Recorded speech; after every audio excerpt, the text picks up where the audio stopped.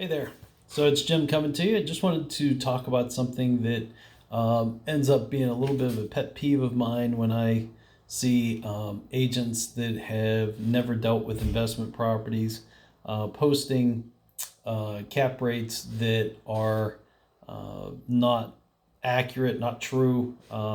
They don't calculate them properly, either out of ignorance or um, hopefully not to make the property look better than it really is. One of the things is the cap rates are used by investors to determine whether or not it's a good investment. But that's only one small piece to the puzzle. It's just a quick means to figure out whether or not it's a good investment. So, what is a cap rate? Well, cap is just short for capitalization rate, and all it is your net operating income divided by the market value or sales price of a property. I want to say that again. It is the net operating income, not the gross income, not any other number that you come up with, but it is your actual net operating income. That is your gross income less all of your expenses, excluding your mortgage expense, because that's going to be different for whoever's buying your property.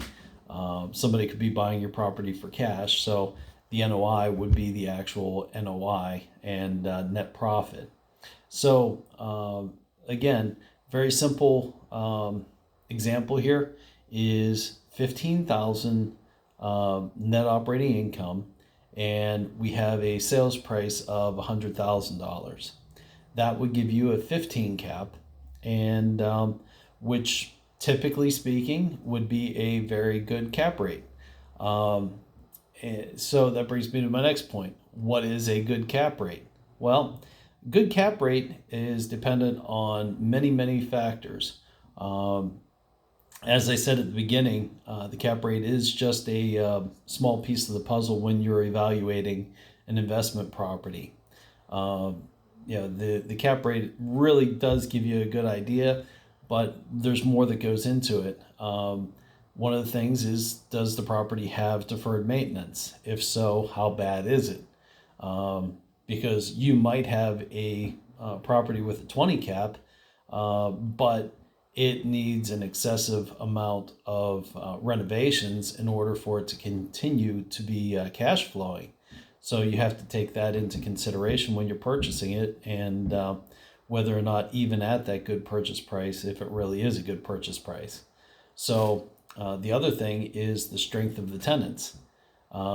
You could have a property with a 20 cap, and it's a 20 cap because you have bad tenants in there with a poor payment history. Or you could have a 5 cap property that is actually a good and safe investment because the tenant that's in there is a credited tenant, national tenant, something like a CVS or Walgreens or something like that. But so that's my point, is that the cap rate is just one of the factors in determining whether or not the property is a good buy. Some people strictly look at cost per unit. That can be effective too, but the reality is that there are a lot of things that you need to consider when you are looking to buy investment properties.